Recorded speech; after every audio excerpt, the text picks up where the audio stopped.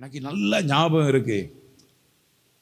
ஊழியத்தின் பாதையில் டேனி ஒரு 6 மாதம் குழந்தை, ஒரு 6 மாதம் 8 மாதம் குழந்தை, ஊருக்குள்ளே ஒரு வாடகை வீட்டில் இருக்கோம். அப்பா இங்கே இருக்கிறாங்க. திடீர்னு ஒரு காரியத்தில் அப்பா என்னை ரொம்ப திட்டிவிட்டாங்க. அது தாங்க முடியாத அளவுக்கு நெஞ்ச உடைச்சிட்டு, இப்போ நான் வீட்டுக்கு போகிறேன், டேனியை பார்க்குறேன். டேனி அப்படியே 8 மாதம் இருக்குன்னு நினைக்கிறேன். வடக்கு தெருவில் இருக்கும்போது ஒரு வீட்டில், சின்ன வீடு, ஒரு 150-200 ரூபா வாடகை வீடு. டேனி இப்படியே தவழ்ந்துக்கிட்டு இருக்கிறான். நான் திரேஷ்ட சொல்கிறேன். நான் ஃபோன் பண்ணி எனக்கு தெரிஞ்ச இடங்களில் கேட்டு, சென்னையில் எனக்கு தெரிஞ்ச ஒரு ஊழியக்காரன்ட்டு என்ன செஞ்சுட்டேன், கேட்டுட்டு இப்படி சூழ்நிலை, நான் என்ன செஞ்சிடுறேன், வந்துடுறேன் அப்படின்னு சொல்லிட்டேன். இதெல்லாம் யார் எடுக்கிற முடிவு? நான் எடுக்கிற முடிவு. நான் எடுக்கிற முடிவுக்கு திரேஷ் என்ன செய்கிறா, சரிப்பா நீங்கள் என்ன சொன்னாலும் என்ன செய்யும். இப்போ துணியெல்லாம் எடுத்து பேக்கில் வச்சாச்சு. துணியெல்லாம் எடுத்து, யாருடைய கதையை சொல்லிக்கிட்டு இருக்கேன்? என் கதையை தான் சொல்லிக்கிட்டு இருக்கேன். ஆமேன், அல்லேலூயா, அல்லேலூயா. துணியெல்லாம் எடுத்து பேக்கில் வச்சாச்சு.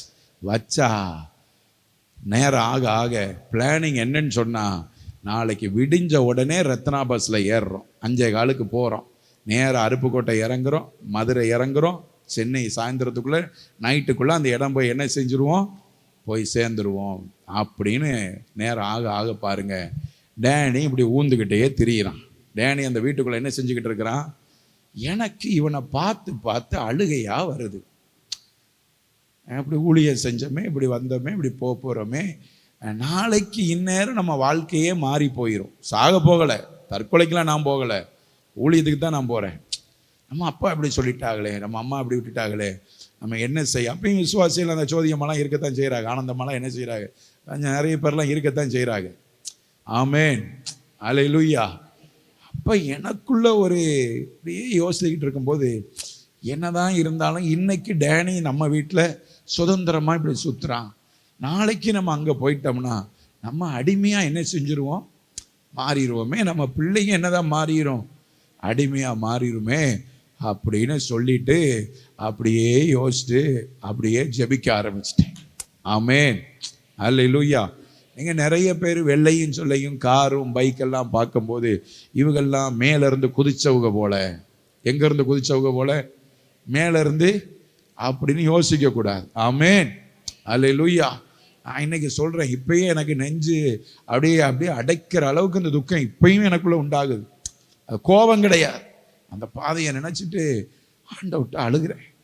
என்னை இப்படி சொல்லிட்டீங்களப்பா, இப்படி சொல்லிட்டாங்களப்பா, நான் என்ன செய்வேன். நேரம் ஆக ஆக 5:15 ஆக போகும், டைம் ஆயிரும். நம்ம ரத்னாவுக்கு என்ன செய்யணும், போகணும். எனக்கு ஒரு பழக்கம் இருக்குது, உன்னை தீர்மானம் பண்ணிட்டேன்னா அதுக்கப்புறம் அந்த வழியில் யார் வந்தாலும் நான் என்ன செய்ய மாட்டேன், திரும்புகிற பேச்சே கிடையாது. ஆமேன், அல்லேலூயா. சில நேரம் நினைப்பேன், ஆண்டவரே நீரே வந்தால் கூட எனக்கு பின்னுக்கு நீங்கள் வாங்கன்னு சொல்லி தான். இப்போ கிடையாது. இப்போ அப்படிலாம் சொல்ல, நீங்கள் என்ன மாதிரி சொல்லிடக்கூடாது. அப்புறம் பாஸ்டர் நீரே ஆண்டவரே வந்தாலும் உங்கள் பேச்சை நான் கேட்க மாட்டேன்னு என்ன செஞ்சிடக்கூடாது. அந்த நேரத்தில் நான் முடிவு பண்ணுறேன், அப்படி முடிவில் இருக்கிறேன் பாருங்க. அப்படியே இருதயத்தில் தேவன் என்னோடு இடைபட ஆரம்பித்தார். என்னுடைய தரிசனம், என்னுடைய அழைப்பு, என் காரியத்தை அப்படியே என் கண்ணை முழிச்சிருக்குது. 93ஆம் ஆண்டு நான் பைபிள் காலேஜ் போய் நான் படித்து ஃபீஸ் கட்ட முடியாமல் இருந்து, வெளிநாட்டில் இருக்கிறவங்களுக்கு என் பேரை கொடுத்து ஆண்டவர் சொல்லி எனக்கு பணம் அனுப்பி, டயன் சொல்கிற அம்மா எனக்கு கொண்டு வந்து கொடுத்து, இந்தியாவில் இத்தனை மாநிலங்களை என்னை சுத்த வச்சு, அந்த பைபிள் காலேஜ்லேயே, அந்த வெளிநாட்டு பைபிள் காலேஜ்லேயே நான் வாழ்க்கை பூரா இருக்கிறேன்னு நான் ஒப்பு கொடுத்து. ஆமேன், அல்லேலூயா. இப்போ இதெல்லாம் கேட்டு சோறு கிடையாது, கண்ணி கிடையாது, சைக்கிள் கிடையாது, ஒன்றும் கிடையாது. இந்த கிராமத்தில் சாகிறத விட வாழ்க்கையை அங்கே எழுதி கொடுத்தாச்சு பைபிள் காலேஜ். என் சாகிற வரைக்கும் இந்த பைபிள் காலேஜ். அப்படின்னா நான் இந்தியாவில் இருக்கிற ஆள் கிடையாது. கொஞ்ச நாளில் நான் வெளிநாட்டுக்கு என்ன செஞ்சிருவேன். அப்பயே நான் படிக்கும் பொழுது 163 நாடுகளில் அந்த பைபிள் காலேஜ் இருந்துச்சு. என்னுடைய நல்ல பழக்கம், நல்ல ஒழுக்கம், base director, national director, international director, எல்லாருடைய கண்களில், மனுஷருடைய கண்களில் எனக்கு தயவு கத்தர் என்ன செய்திருந்தார், கிடைக்க பண்ணியிருந்தார். எந்த வேலையும் நேர்த்தியாக அழகாக இன்னைக்கு எப்படி செய்கிறனோ. ஆமென், அல்லேலூயா, அல்லேலூயா. டேனி கூட யோசிப்பாங்க, போன வாரம் தூத்துக்குடி போகிறோம், தூத்துக்குடி போயிட்டு லேட் ஆகுது. நான் காரில் வந்துக்கிட்டு இருக்கும்போதே டேன்ட்ட சொல்கிறேன், கேமராவை ஓப்பன் பண்ணிப்பார், மாடு சர்ச்சுக்கு முன்னுக்கு வந்து படுத்திருக்கா, அப்படி இருந்தால் அம்மாவுக்கு ஃபோன் பண்ணி, யோசுவாவுக்கு ஃபோன் பண்ணி செயினை போட சொல்லு, நம்ம போய் செயினை என்ன செஞ்சுக்கலாம்.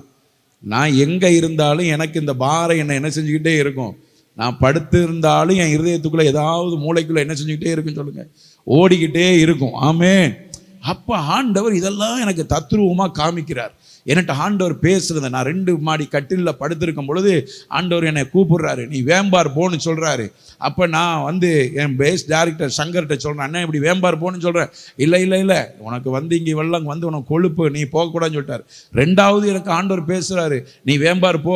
ஆண்டவர் எங்கள் குடிக்க கஞ்சி கிடையாது, ஓட சைக்கிள் கிடையாது, போட ட்ரெஸ்ஸு கிடையாது, காணிக்கை கிடையாது, மனுஷனும் கிடையாது, ஒன்றும் கிடையாது. இங்கே ஜாலியான வாழ்க்கை, அழகான ஏசி ரூமு, ஏர்போர்ட்டுக்கு போகிறது, ட்ரெயினில் போகிறது, ரொம்ப அருமையாக சுற்றுறது, பைக் ஓட்டுற கேரண்டி கொண்டான்னு ஒரு பைக் இருக்கும், கார் இருக்கும். பைபிள் காலேஜுக்கு நம்ம தான் ராஜா, நம்ம தான் மந்திரி. ஆமென். நம்ம தான் ராஜா. ஏன்னா அந்த பைபிள் காலேஜில் தமிழ் தெரிஞ்சவன் நான் ஒரு ஆள் தான். என்னோட கிளாரான ஒரு தங்கச்சி இருப்பா. நாங்கள் சொல்கிறதா அவனுக்கு இங்கிலீஷு, நாங்கள் சொல்கிறதா அவங்களுக்கு இங்கிலீஷு. இது தாண்டா சைதாப்பேட்டைன்னு சொன்னால் அவன் சைதாப்பேட்டையான்னு இறங்கிடுவான். இது மாம்பழம்டா அப்படின்னு சொன்னால் மாம்பழம்னு இறங்கிடுவான். நாங்கள் மாற்றி இறக்கி சொன்னாலும் அவன் சைதாப்பேட்டைன்னு அவன் பாட்டில் என்ன செஞ்சுக்கிட்டு இருப்பான். இப்படி ஒரு வாய்ப்பு எங்களுக்கு. அப்போ நாங்கள் எப்படி இருப்போம் பாருங்கள். அப்போ இப்படி ஒரு ராஜபோகமான வாழ்க்கை. இப்போ 3வது தடவை ஆண்டவர்கிட்ட பேசுகிறாரு, நீ வேம்பார் என்ன செய்யு. அப்போ தான் ஆண்டவர்கிட்ட பொருத்தனை பண்ணிவிட்டு என் பேக்கிங் எல்லாம் பண்ணி வச்சுட்டு சொல்லாமல் கொல்லாமல் சென்ட் தாமஸ் மவுண்ட் கிளம்பி பிராட்வே தூத்துக்குடி பஸ் ஏறி இங்கே இறங்கிட்டேன். இது வரைக்கும் ஆண்டவர் எனக்கு முன்பாக தரிசனமாக கொண்டு வர்றார். அல்லேலூயா. 93 94 நடந்தது. 97 என் கண்ணுக்கு முன்னுக்கு ஆண்டவர் என்ன செய்கிறார். 98 ஆண்டவர் என் கண்ணுக்கு முன்னுக்கு கொண்டுறார். உன்கிட்ட பேசினது நான் தானே. உன்னை என்ன செய்வேன். மூட்டையாக இருந்தது, முடிச்சா இருந்துச்சு. காலையில் திரை செலும்பிட்டு என்னப்பா அப்படின்னு கேட்டா, இங்கே இருப்போம். கர்த்தர் நம்மளை நடத்துவார். கர்த்தர் நம்மளை என்ன செய்வார், நடத்துவார். ஆமென். அல்லேலூயா, அல்லேலூயா.